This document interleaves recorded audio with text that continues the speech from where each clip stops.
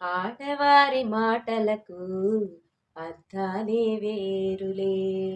ఆడవారి మాటలకు అర్థాలే వేరులే. అర్థాలే వేరులే. అర్థాలే వేరులే అని మన పవన్ కళ్యాణ్ గారు ముందే చెప్పారు కదా. మరి అలాగే అమ్మాయి మనసుని ఎలా తెలుసుకోవాలి అనుకుంటున్నారా? అందులో నెంబర్ 1, ఆమె మిమ్మల్ని ఎక్కువగా ఆట పట్టిస్తూ ఉందంటే ఆమెకు మీరు నచ్చినట్లే. ఇక నెంబర్ 2, ఆమె మీతో సంబంధం లేకుండా ప్రశ్నలు అడుగుతూ ఉందంటే మీ దృష్టి ఆమెపై మళ్లించుకోవాలని ప్రయత్నం చేస్తుంది అని అర్థం. ఇక నెంబర్ 3, ఆమె మిమ్మల్ని సులభంగా ఈర్షపడుతూ అసూయ పడుతూ ఉందనుకోండి, ఆమె మిమ్మల్ని గాఢంగా ప్రేమిస్తుంది అని అర్థం. ఇక నెంబర్ 4, ఆమె మీతో చిన్న చిన్న విషయాలను కూడా పంచుకుంటూ ఉంటుందంటే ఆమె మనసులో మీకు ఒక ప్రత్యేకమైన స్థానం ఉందని అర్థం. ఇక లాస్ట్ వన్ నెంబర్ 5, ఆమె చిలిపిగా మీ నుంచి దూరం జరుగుతుంది అంటే ఆమెను మీరు వెంబడించాలి అని అర్థం.